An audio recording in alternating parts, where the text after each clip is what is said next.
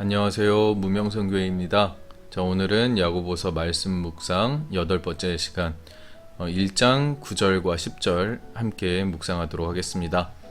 낮은 형제는 자기의 높음을 자랑하고 부한 형제는 자기의 낮아짐을 자랑할지니 이는 풀의 꽃과 같이 지나감이라. 아멘.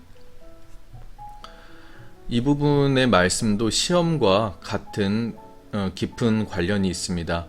가난의 시험을 당하는 자는 그 물질의 부족으로 말미암아 하나님의 영적인 은총을 받게 된 것을 자랑해야 한다는 것입니다. 그리고 부한 자는 물질의 헛됨을 깨닫고 영적으로 겸손하게 된 사실을 자랑해야 한다는 말입니다. 하나님은 결코 악으로 사람을 시험하시는 것이 아님을 분명히 알아야 합니다. 시험은 생활하는 데 있어서 꼭 필요한 것들을 정당하지 못한 방법으로 얻고자 하는 데서 발생하게 되는 것이죠. 만일 그러한 시험을 거부하게 되면 시험에서 승리할 수가 있게 되는 것입니다. 그러므로 하나님의 말씀이 시험을 당할 때 믿음을 굳게 해주는 것이라고 말씀하고 있습니다. 9절에서 낮은 형제는 자기의 높음을 자랑하고 라고 있는데, 자랑하라 라는 단어는 기뻐하다, 자랑하다, 즐거워하다, 크게 기뻐하다 라는 뜻을 가진 단어의 3인칭 단수, 현재 명령형입니다. 우리에게 그렇게 하라고 명령하고 있는 것이죠. 낮은이라는 단어는 지위가 낮은, 조건이 비천한, 가난한, 초라한, 하층의, 마음이 온유한, 겸허한 이라는 뜻을 가지고 있습니다. 사람이 가난하고 가진 것이 없으면 왠지 왜소해지고 비굴해지고 초라해집니다. 또 쓸쓸함을 느끼고 마음마저 어두워지게 되는 것입니다. 바로 이때에 찾아오는 것이 시험이라는 것이에요. 이러한 때일수록 하나님을 의지하는 마음이 더욱 필요하게 되는 것입니다. 믿음의 선한 승리가 필요한 상황이죠. 그렇다면 여기에서 자기의 높음은 무엇을 의미합니까? 돈이 없고 가난한데 어떻게 그의 지위가 높다고 말할 수가 있을까요?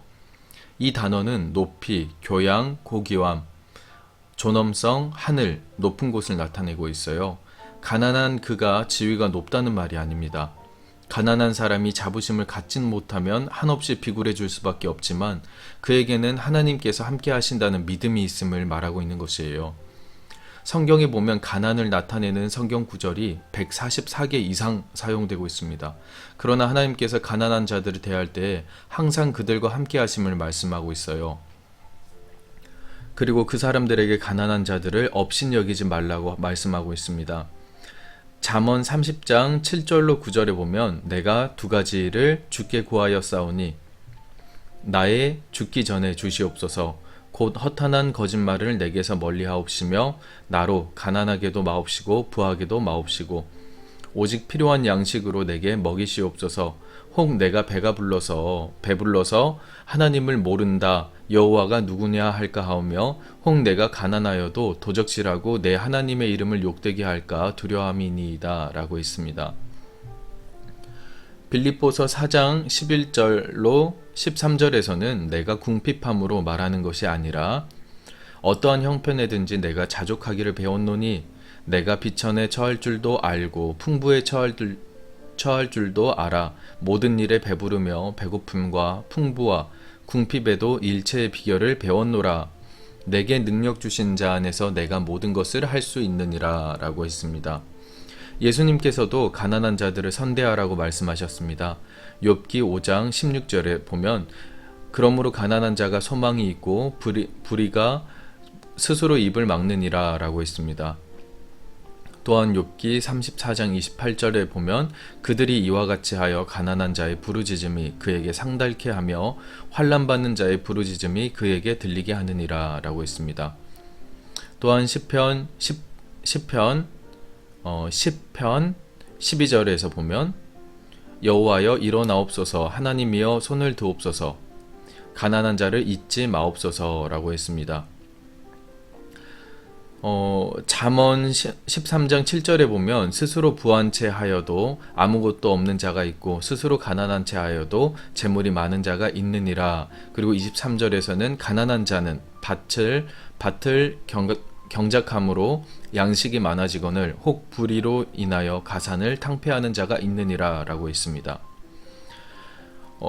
정말 많은 구절에서 이 가난한 자, 그다음 부한 자 뭐 등에 대해서 설명해 주고 있는데요. 10절에 보면 본문 10절에 보면 부한 형제는 자기의 낮아짐을 자랑할지니 한편 부한 자는 자기의 낮아짐을 자랑하라고 말씀하고 있습니다.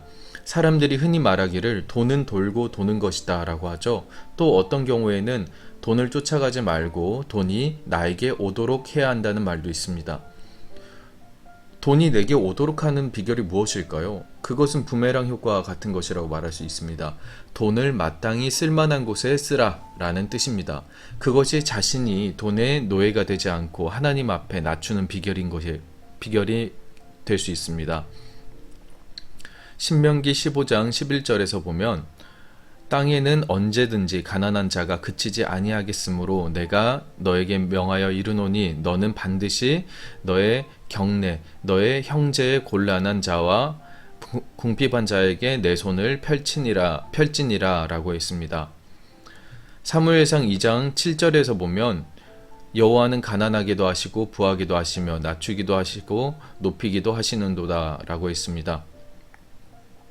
또한 잠언 14장 31절에 보면 가난한 사람을 학대하는 자는 그를 지으신 이를 멸시하는 자요. 죄송합니다. 그를 지으신 이를 멸시하는 자요. 궁핍한 사람을 불쌍히 여기는 자는 주를 존경하는 자니라. 잠언 19장 17절에서 보면 가난한 자를 불쌍히 여기는 것은 여호와께 꾸이는 것이니 그 선행을 갚아주시리라 라고 했습니다. 이는 풀의 꽃과 같이 지나감이라 이 말씀에서 우리가 그렇게 해야 하는 이유를 설명하고 있어요. 풀은 울타리로 두른 땅, 목초지, 꼴, 푸른 초목, 옥수수와 같은 식물을 뜻합니다. 그리고 꽃은 곧 시들게 됩니다. 지나가다는 것은 3인칭 단수 미래 직설법으로 옆으로라는 단어와 지나가다는 단어가 합성이 된 것입니다. 옆으로 지나가다, 뭐뭐를 따라 지나가다, 사라지다, 없어지다, 쇠퇴하다, 공허하게 되다, 텅 비게 되다 라는 뜻을 가지고 있습니다. 이사야서 40장 7절로 8절에 보면 풀은 마르고 꽃은 시들문 여호와의 기운이 그 위에 불미라. 이 백성은 실로 풀이로다. 풀은 마르고 꽃은 시드나 우리 하나님의 말씀은 영영이 서리라 하라 라고 했습니다. 대부분의 꽃들은 오래가지 못하죠. 백일홍과 같은 꽃도 오랫동안 피어있기는 하지만 머지않아 시들게 되는 것은 정한 것입니다. 사람이 가진 물질도 그와 같은 것으로 알고 우리가 하나님 앞에서 낮추고 겸손할 필요가 있습니다. 그리고 그러한 물질도 하나님께서 기뻐하시는 용도로 사용할 때 하나님께서 그에게 선하신 뜻대로 갚으신다고 말씀하셨습니다. 오늘은 1장 9절에서 10절 말씀을 우리가 묵상해 보았는데요. 다음 시간에 말씀 묵상 9편에서 자랑하는 것의 의미라는 주제로 9절과 10절에 대한 내용을 다시 한번 묵상하도록 하겠습니다. 오늘도 정말 힘든 하루를 보내고 계시는 분들도 계시고 또한 하나님 앞에서 즐거운 나날을 보내신 분들도 계실 텐데 어떠한 상황에서든지 힘들 때도 감사하고 또한 즐거울 때도 감사하며 하나님께 또 인정받고 쓰임받는 거룩한 권속들 되시길 주님의 이름으로 축복합니다. 아멘.